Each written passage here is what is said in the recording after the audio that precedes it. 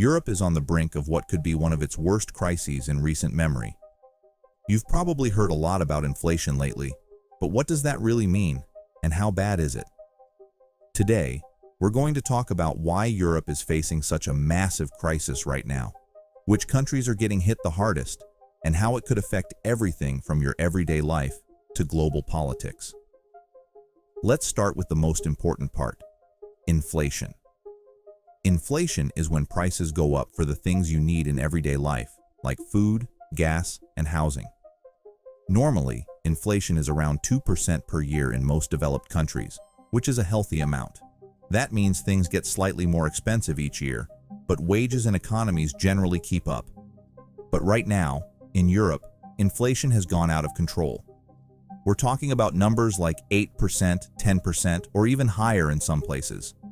So why is this happening? There are a few big reasons why inflation is skyrocketing in Europe. One of the biggest is the war in Ukraine. Since Russia invaded Ukraine in early 2022, Europe has been cut off from a lot of the energy supplies it used to rely on, like natural gas and oil from Russia. Before the war, Europe got about 40% of its natural gas from Russia. That's huge. So, when that supply was cut off, it created a ripple effect across the entire continent. Energy prices shot up because European countries had to find new sources of gas and oil, which were often more expensive. When energy prices rise, everything else gets more expensive too. Factories need energy to run, transportation costs go up, and even farming becomes more expensive. That means food prices rise, goods become pricier to produce, and the cost of living goes up for everyone. The second big reason is the lingering effects of the COVID-19 pandemic. The global economy took a big hit during the pandemic, with supply chains being disrupted, companies shutting down, and many industries struggling to recover. Now, as things try to get back to normal, demand for products and services has surged, but the supply is still playing catch-up. That imbalance between supply and demand is another reason why prices are rising. And let's not forget the monetary policies that were put in place after the 2008 financial crisis. Central banks, including the European Central Bank, pumped a lot of money into the economy to keep things afloat during that time. This led to more money circulating in the economy, but now that it's catching up, it's contributing to inflation. So, to sum it up, the war in Ukraine, the aftershocks of COVID-19, and long-term financial policies have all come together to create a perfect storm for inflation in Europe. Not all countries in Europe are feeling the effects of inflation equally. Some are suffering a lot more than others. Let's take a look at who's getting hit the hardest. First up is the Baltic states, Estonia, Latvia, and Lithuania. Inflation here has been some of the highest in the entire European Union, with rates reaching above 20% at certain points. These countries are small and heavily reliant on energy imports, so when energy prices spiked, they felt the pain almost immediately. Their economies are also more fragile compared to larger nations, which makes them more vulnerable to these kinds of shocks. Next, we have countries like Poland, Hungary, and the Czech Republic. These nations are also feeling the squeeze of high inflation, partly because they rely a lot on imported energy. The war in Ukraine has had a direct impact on them because they are geographically close and have strong economic ties with both Ukraine and Russia.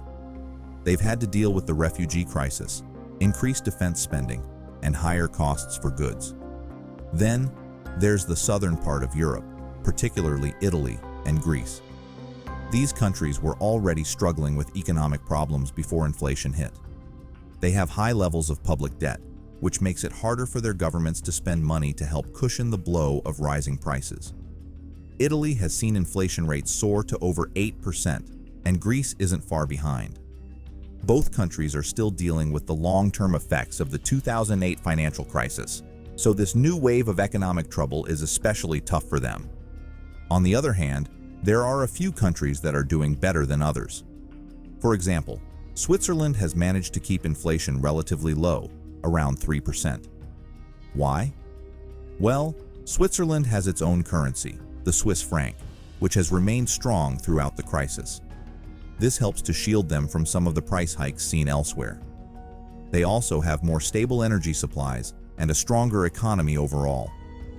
Germany, which is the largest economy in Europe, is somewhere in the middle.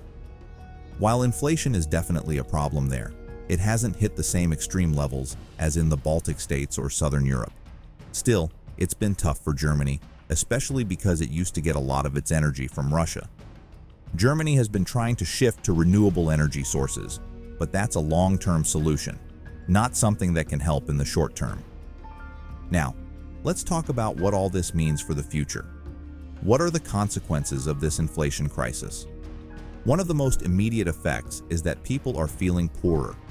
When prices go up, your money doesn't go as far as it used to. You might still be earning the same amount, but suddenly your grocery bill is 20% higher, your electricity bill has doubled, and rent is more expensive. This leads to what economists call a cost of living crisis. In many parts of Europe, especially where inflation is the worst, people are struggling to make ends meet. There have been protests in countries like France, Spain, and Hungary as people demand that their governments do more to help them. Governments are stepping in to try to limit the damage, with some offering subsidies or caps on energy prices, but it's not enough for everyone. Another big consequence is the risk of a recession. When inflation gets this bad, central banks try to bring it down by raising interest rates. That makes borrowing money more expensive, which is supposed to slow down spending and bring prices under control. But if interest rates go too high, it can lead to a recession, where the economy shrinks, businesses close, and unemployment rises. In fact, some experts think that parts of Europe are already heading into a recession, or will be very soon. High inflation also puts pressure on governments. Countries with high levels of debt, like Italy and Greece, are finding it harder to manage their finances. They need to borrow money to keep their economies running. But when interest rates go up, borrowing becomes more expensive. This could lead to a new debt crisis in some of these countries, similar to what we saw back in 2008. Inflation also has political consequences. When people feel like their governments aren't doing enough to help them, they can turn to more extreme political movements. We've already seen this happen in Italy, where a far-right party recently came to power, and in Hungary, where nationalist parties have gained a lot of influence. As inflation continues, we might see more political instability across Europe. Finally, inflation is causing tension between countries. The European Union is supposed to work together to solve big problems, but when each country is dealing with its own crisis, cooperation becomes more difficult. Some countries want to spend more to support their citizens, while others are pushing for stricter budget controls. This could lead to disagreements within the EU, making it harder to find a unified solution. This crisis is different from others in recent history because it's not just an economic problem, it's a social and political one as well. Inflation is hitting everyone, from everyday people struggling to pay bills, to businesses trying to keep the lights on, to governments trying to avoid financial collapse. The problem with inflation is that it doesn't just go away on its own. Central banks have to take strong action, and that action can often lead to short-term pain, like recessions or job losses. Europe is facing a delicate balancing act: bring down inflation without causing even more harm to the economy. There's also the global impact to consider. Europe is a major player in the world economy, and when Europe struggles, the rest of the world feels it too. Supply chains, trade, and global markets are all interconnected. So, if Europe falls into a deep recession, it could have ripple effects around the world. To wrap it all up, Europe is in a tough spot right now. Inflation is out of control in many countries, and even those that are doing better are still feeling the effects. The reasons for this crisis are complex, with factors like the war in Ukraine, COVID-19, and long-term financial policies all playing a part. The consequences could be severe, from economic recession to political instability, and it's clear that Europe has a long road ahead to recovery.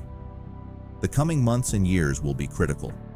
How European governments and central banks respond to this crisis will shape the future of the continent, and possibly the world. Whether they can find a way to lower inflation without causing too much damage remains to be seen. But one thing is for sure: Europe is facing one of its most challenging moments in recent history.